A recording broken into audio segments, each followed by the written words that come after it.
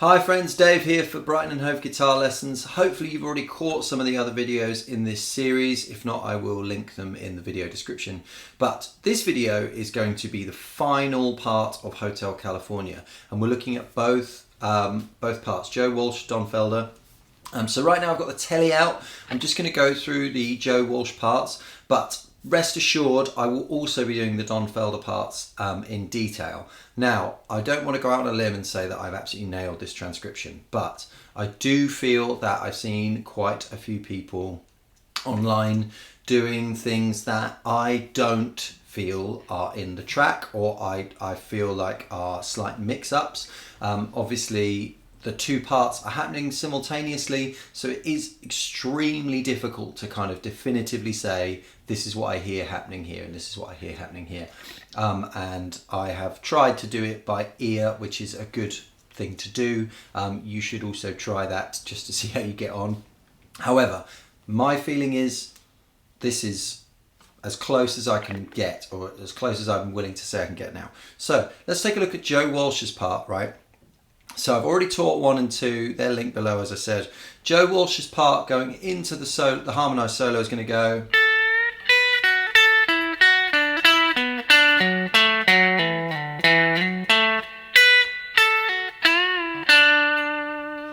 And I'll play through everything we're going to touch in this video. So we've got.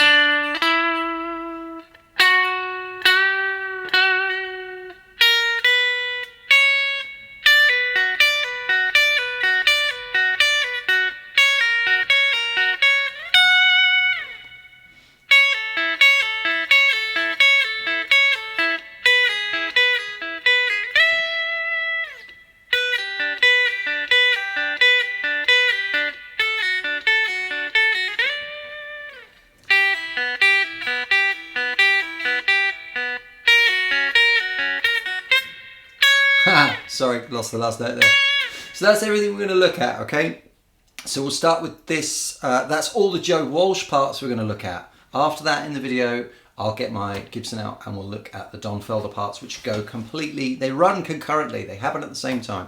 Right, so this is the Joe Walsh stuff. So we've got this bend here. This has been happening a lot in this solo. We've got a tone bend up to the pitch of 7. We're on 10 here on the B. We're going to go 7 on the top E. Okay, so now the first 4 notes of this, I want you to think that pentatonic box that you need to know. Okay, so 7. We're doing B minor pentatonic here. We're bending up, and what we're doing is we'll just think that box. Just we're in that box. We're going top E, 7, B, 7. Then B, 10, G, 9, B, 7, G, 7, G, 9, D, 9. Okay, so we're going.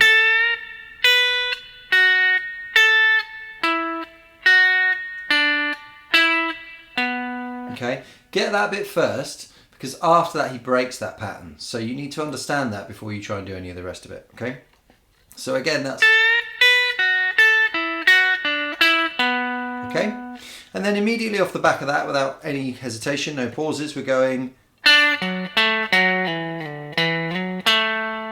Okay, so that is 7 on the G, 9 on the A, 7 on the D, 9 on the A. Okay, 7 on the G, 9 on the A, 7 on the D, 9 on the A.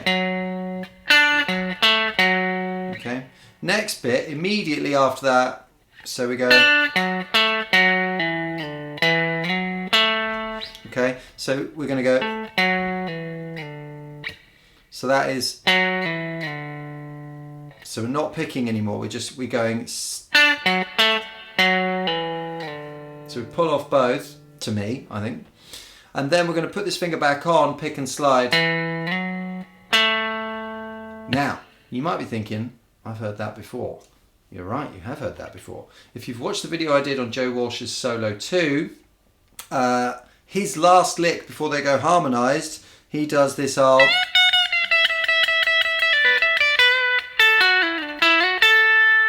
There it is. Okay? Same notes, just in a different place. Beautiful.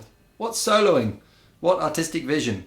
Yeah, it's identical. This is great. Referencing your own body of work within the body of work. That's awesome. That's music for you. Gotta love it. So, we've heard it before. Okay, so I want you to try and get that before you move on. So that is...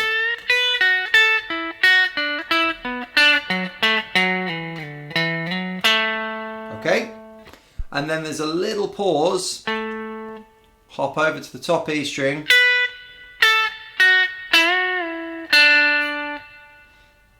Seven, 10, 7, and then we can do this pick and bend, and back to pitch, off to 7 on a G.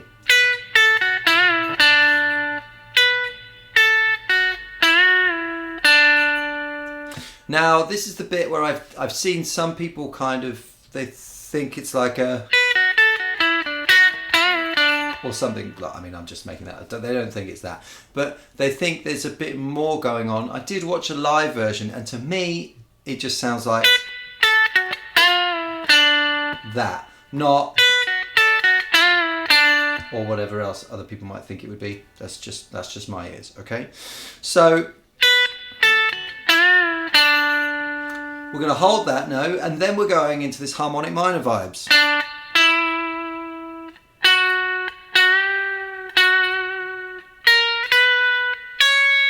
Now, getting into this, it's hard to kind of pick a good route through. I tend to dislike doing the last 2 notes on the top E, or the last 3, because to me, excuse me, it sounds a bit thinner. But let's start at the beginning anyway, we're here. That makes sense to be there. I tend to lean towards going to 11 on the G, semitone bend, and back, but another route you could take, or whichever you like, but then you've either got to go, which is 11, 12, 9 here on the top E, 11, 12 on the B, and then 9 on top E, or you've got to go, these are the same notes, it's up to you, okay? Oh no, sorry.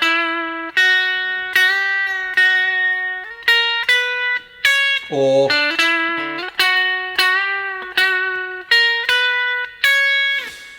either way, there's some cross finger work shenanigans. Because here I'm bending with my ring finger, and then I'm going to put my middle finger underneath and kind of scooch it out of the way. You know. If you do that, you still have to go. But either way, the only advantage I can see to this is that arguably it puts you in a better place for the arpeggios. Okay, so choose your weapon, just decide which one is the best navigation through that those notes. And then we're going to do the arpeggios. So what I'm going to do is I'm going to break down each arpeggio one at a time. So first we've got this one.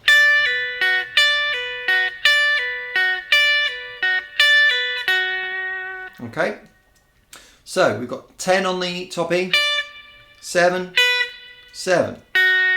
Now ordinarily with pentatonic licks and stuff, I wouldn't be all talking about the notes per se, unless we're talking about how they fit over a chord. But here we are making arpeggios, okay? We are making chords. We're just playing the notes one at a time. So it's good to know what the notes are.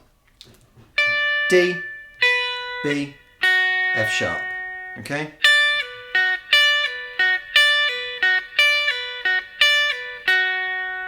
Then, so this is 9, 6, 7. 9, 6, 7. So that's 9, 6, 7. So here we're doing C sharp, A sharp, F sharp. Okay? And then you hear we don't quite finish this one. We shoot up to F sharp on the top E. Now we're doing that because this is an F sharp. So we're not actually changing the pattern, we're just playing a higher F sharp at the end. And that pattern continues throughout. So the next arpeggios, we go up to a high E, for example, and it's always the same note. So it's nothing too crazy. Okay, so this first pair, I want you to just now take a moment to kind of get that under your fingers. So I tend to prefer using the ring finger here and off, and we're not really picking that middle note. At speed, it needs to be hammered, pull off, pull off. And then we're going to go little finger. Ah.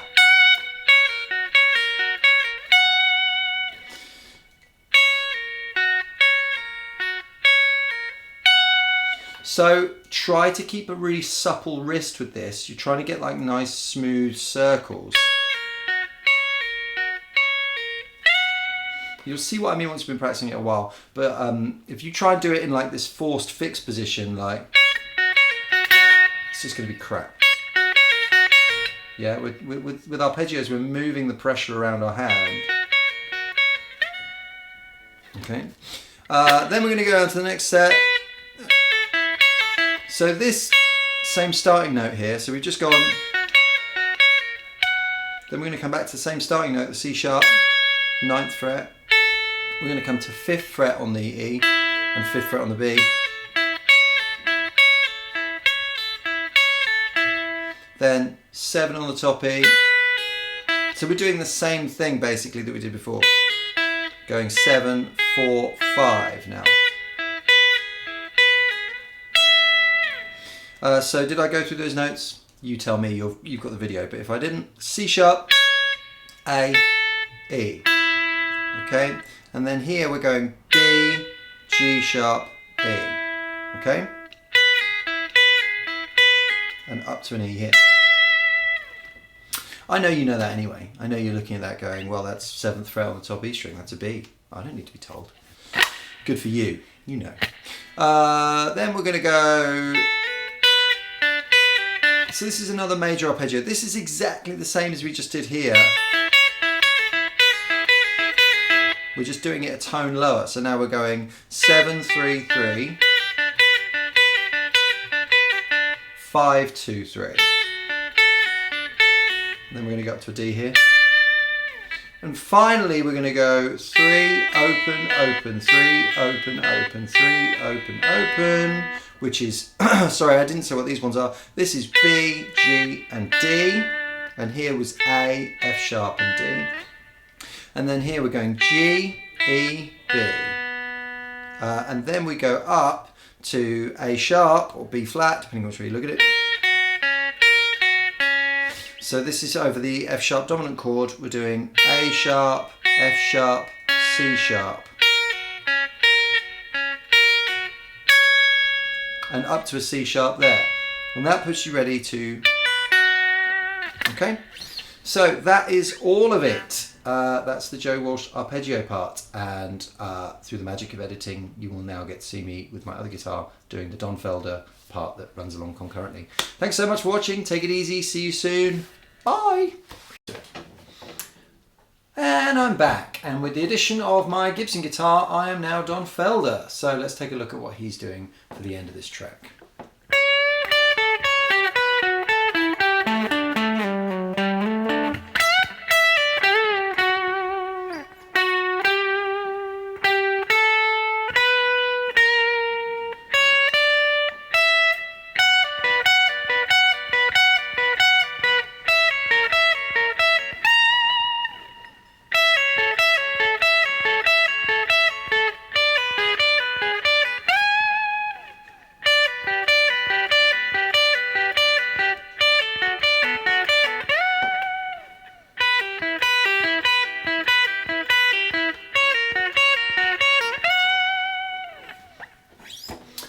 Okay, so I assume you've still got your guitar to hand from the Joe Walsh solo.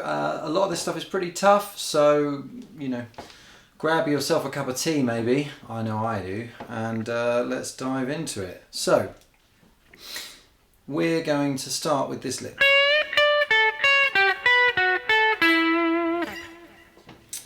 Now, it's a bit of a faff to get your fingers around this lick. So you've got two options. I'm going to show you option one first of all. That is a bend here on the 14th fret of the B string, 10 on the top E, pivot to 10 on the B, 9 on the top E, reach over to 12, probably with your middle finger, I prefer to use the middle finger, on the G, ring finger on 12 on the B. Don't pivot there, you've lost half a hand, so use your ring finger there, 12 on the B, middle finger 11 on the G, first finger 10 on the B, and then a little hop back a fret to 9 on the G. So that'll be. The other option you've got is to basically go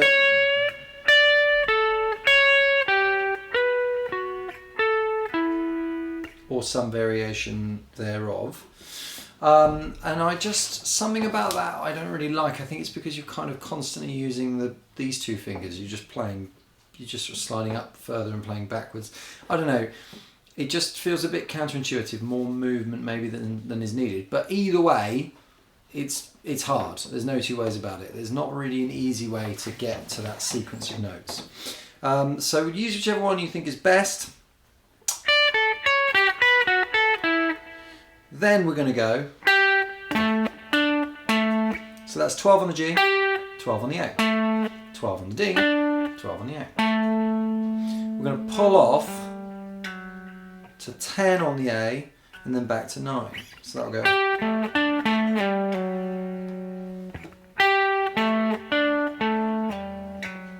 And I don't really pick there. I just pull off and then slide back. And then I tend to pick here when we come back in. 10 on the A, slides to 12 on the A. And we pick 12 on the D. So that goes. Okay, so I'll do that slow.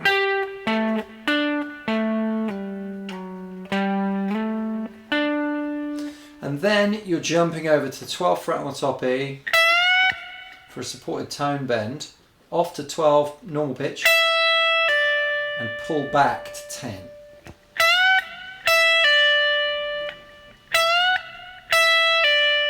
And then we're going to jump across to the G string at the 12th fret. So that's going to be a pick, bend up, and come back to pitch. And then pick the fret behind, the 11th fret on the G string. So all of that together sounds like this.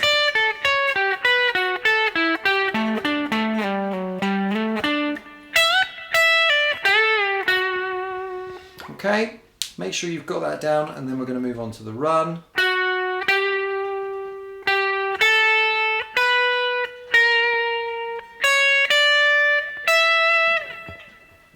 Not too complicated this, but we're here where we left off on the 11th fret after, and then we're just going to go 11, 12, 10 on the B, 12 on the B, 11 on the B. So obviously this is all kind of going a bit harmonic minor. If you're not familiar with that scale, then that's what's kind of going on, is that sort of very exotic sounding, suddenly minor feel. Okay. And then we're going to go 9 on the top E, 10 on the top E, 12 on the top E. Now when you get to this bit, we're not going to do that slide, that's just me being silly. When you get to this bit, you've got to get ready to start the arpeggios, and the arpeggios are pretty taxing, so you want to make sure you practice coming into it in an efficient way. So I would say 9, 10, slide with the middle finger to 12, so that your first finger is kind of already marking 10 on the top E, and then you're going to go through the arpeggios. Okay, so take a deep breath, here we go. The first arpeggio, little finger up to 14 on the top E, off to 10 on the top E, 12 on the B string.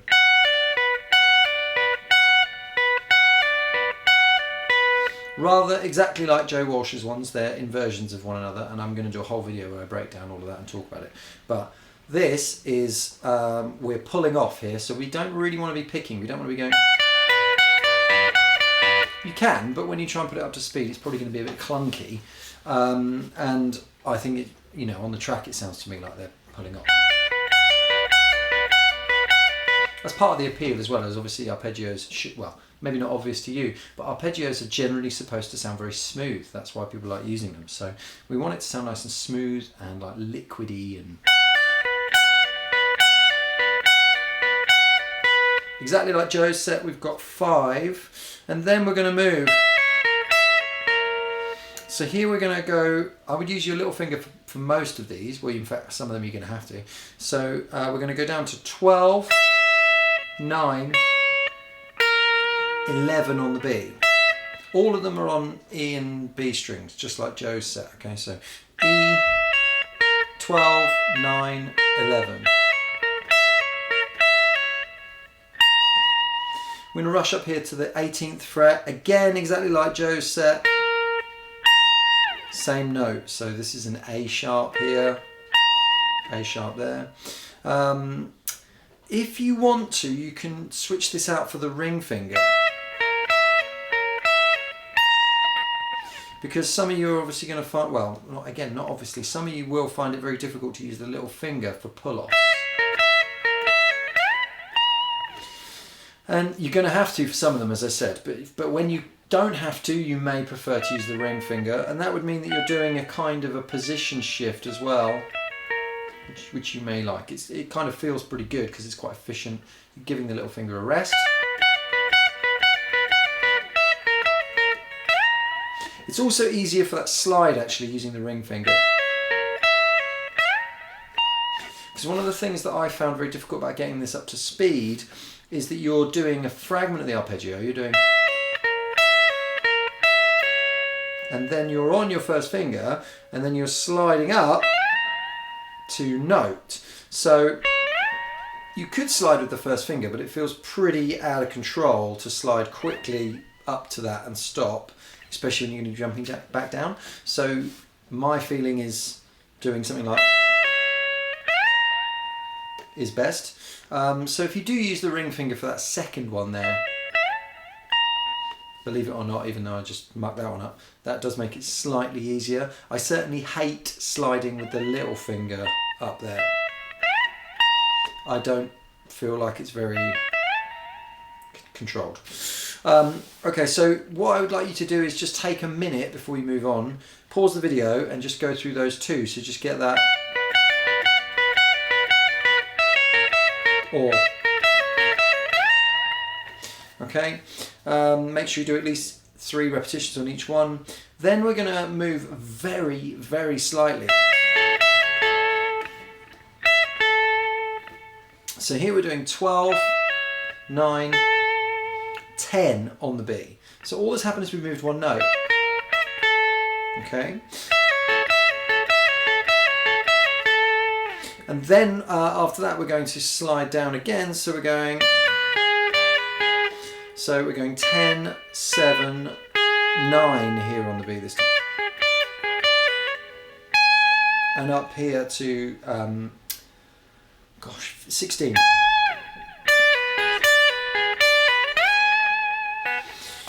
So to recap, we've got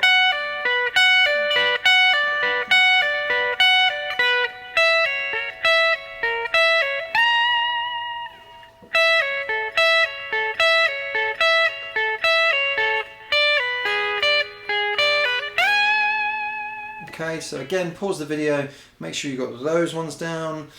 This next bit is a bit tricky, so again, we're only moving the note on the B string down 1 fret. So we're going 10, 7, 8 on the B now. And this is where it gets pretty hellish. We're going to have to use the little finger here.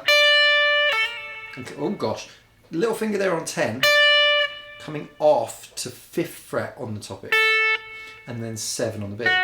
So it's a big stretch up to 14th fret on the top E for an F sharp. Sorry. Now with the big stretch here, because your hand won't be in a very comfortable position, you will be tempted to kind of do this fixed, which is fine, but do try and have a bit of suppleness in the hand. I know it's very difficult because you're in a tense position. But you see, even then, I'm trying to keep my wrist moving a little bit. You can possibly, if you can't reach it, you can do a kind of cheat one there. But then that does make it, as you heard there, hard to get into that because you're kind of all over the place instead of locked to the fretboard.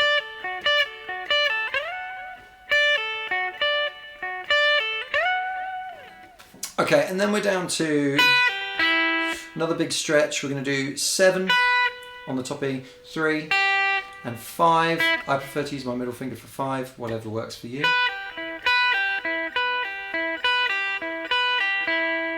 Then we're going to slide up to 9, 6, 7. And up to the 14th fret on the top E again.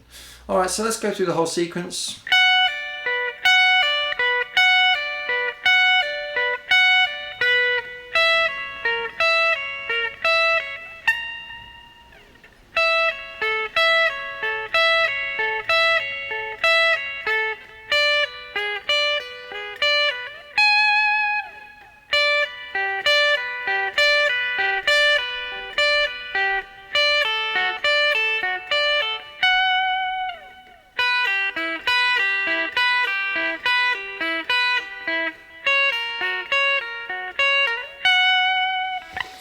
Cool, so well done. If you got to that stage, you have just learned the entire Eagles Hotel California solo, both possible parts that you could do.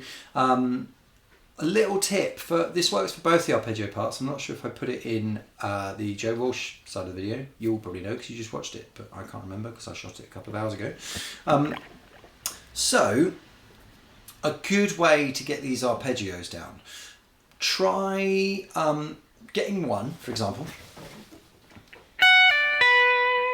Okay, so instead of doing like all 5 repetitions and then going and just forget about everything but the arpeggio shapes for a moment, and what I found very helpful was to just kind of go, right, that's 1, right, back, knock out like 10 repetitions or something, and then try adding another one. So then you're going,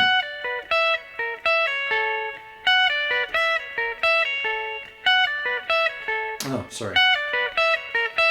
Because what's hard about these arpeggios is that whereas the Joe Walsh ones are a little bit clearer, the difference between these ones is very slight because he's utilising a technique called voice leading for the chords. So, for example, between the second arpeggio and the third arpeggio, the only thing that changes is we go down, the note on the B string goes down a semitone.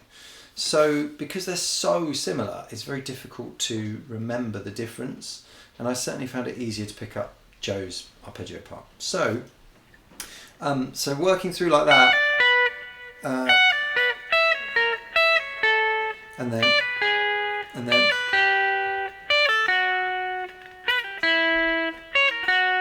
it doesn't have to be fast.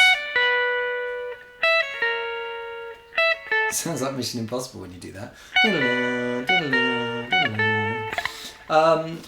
So yeah, do something like that. It's just a useful exercise for getting it down. Okay, so that is the conclusion of this tutorial video, and I am going to also post a video probably separately, which is going to be all of them at like half speed all the way through, and 3/4 speed all the way through, and full speed all the way through. That is coming soon. I was going to put it on the back end of this video, but looking at the timer on the camera, it looks like we're already going to be at like half an hour for that. So, so I'll tag it on somewhere else, and I'll make sure I add it to this. And please, if you do want to catch that video and any others we're doing, please do of course subscribe to the channel, and then you'll get a notification when we put out a new video. If you like the way we do things, please let us know. If you don't like the way we do things, definitely please let us know so we can make some changes. And if there's a solo you'd like us to break down, please leave it in the comments below and I'll see what I can do. Thanks for watching. I'm Dave for Brighton & Hove Guitar Lessons. Catch you soon. Cheers. Bye.